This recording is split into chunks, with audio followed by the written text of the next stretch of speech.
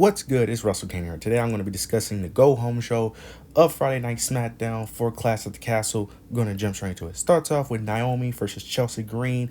This was a decent match, nothing special, but you got Naomi helping the aid of Bayley. This is still building up the feud for Clash at the Castle this Saturday between Bayley and Piper Niven. Chelsea Green, being the aid of Piper Niven. This was a decent match, nothing too special, but we get towards the end where Chelsea Green goes for a pin. She ends up putting her feet on the ropes. Bayley ends up pushing her feet off the ropes, preventing her to get the victory. Piper Niven gets involved. They argue back and forth. This distracts Chelsea Green. This gives Naomi the advantage to end up getting a roll-up. She ends up hitting a bridge pin on her and picks up the victory there.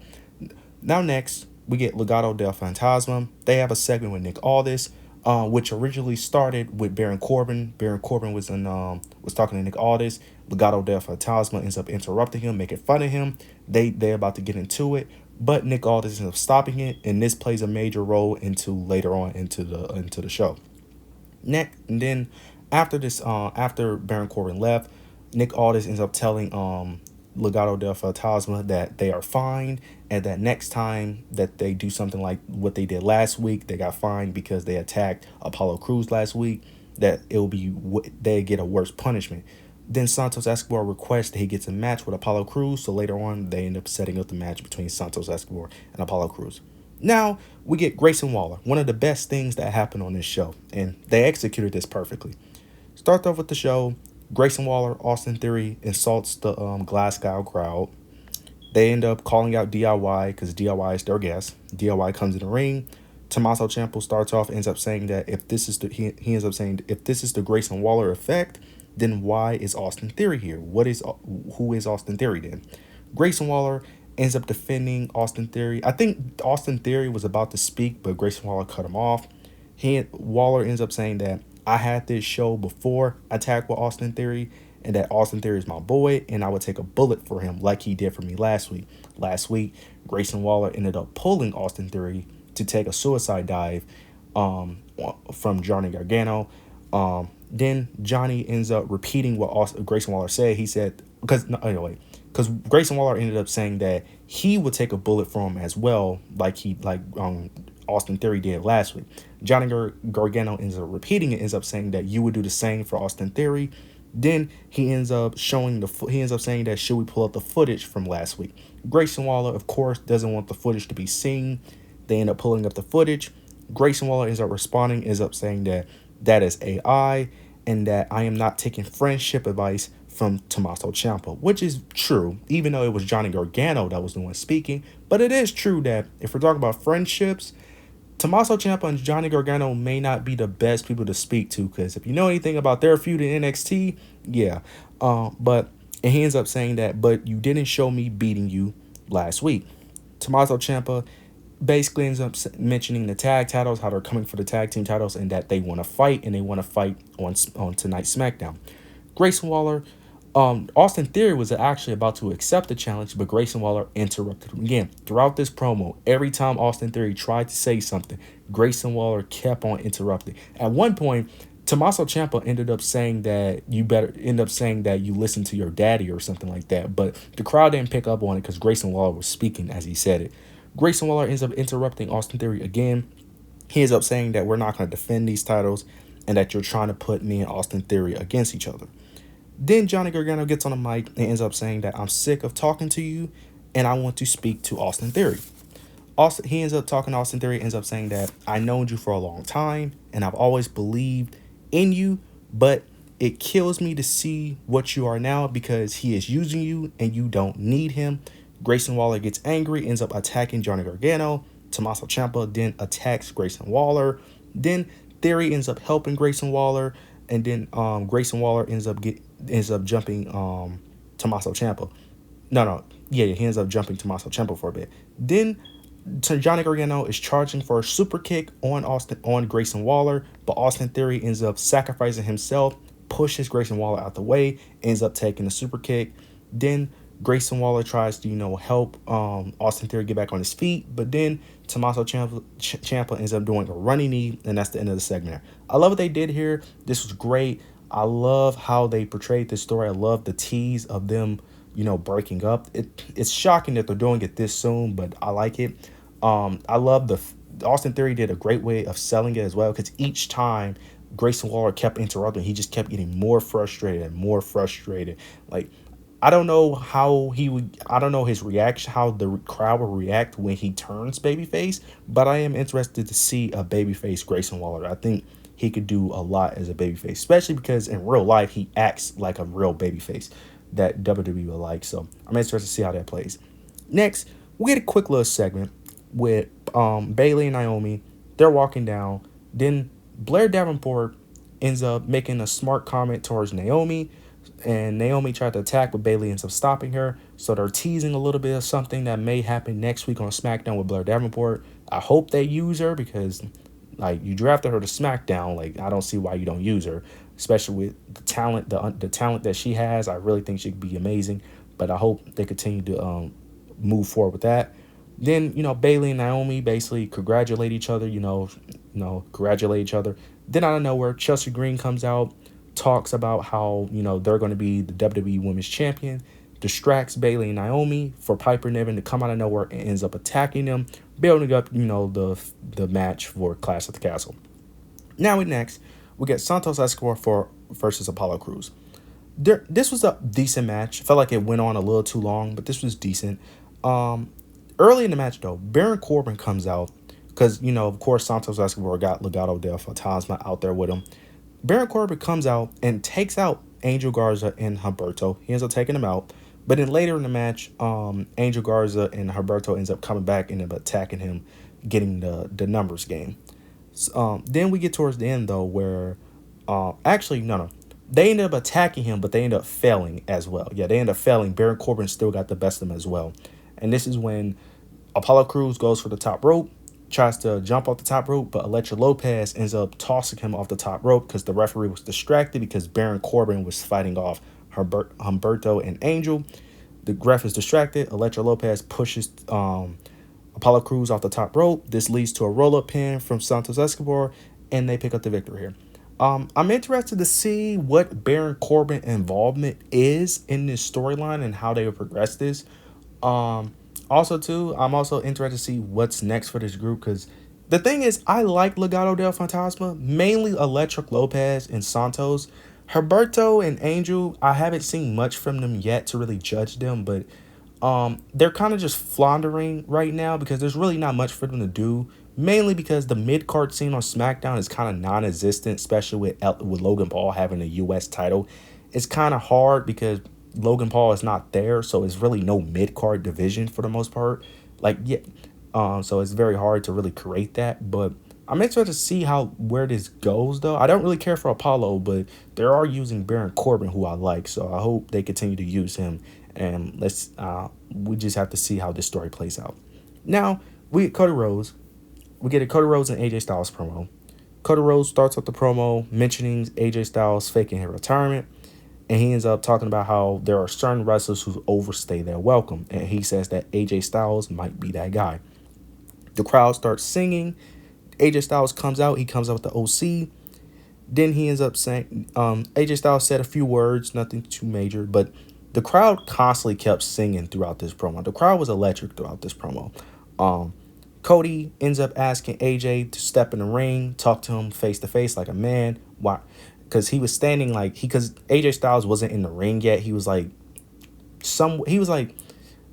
towards still the end of the entrance rep. He wasn't at the inside the ring yet. He ends up telling the OC to leave or whatever, gets in the ring.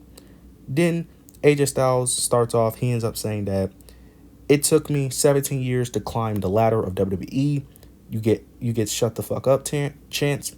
Then he ends up saying that the WWE welcomed Cody Rhodes. They wanted to make him a star, and you left when the going got tough. Similar to what he said a month and a half ago in the promo. He ends up saying that you quit New Japan, you quit Ring of Honor, you even created AEW. He didn't say AEW, but he basically alluded to AEW, and you quit that as well. Cody Rhodes ends up responding, ends up saying that you are right, but I had never been afraid to walk away to chase something greater. I did not quit. I bet on myself, and I was right. If I didn't quit, I wouldn't be here as your WWE champion, which is true. If you didn't quit, he wouldn't be the guy he is now.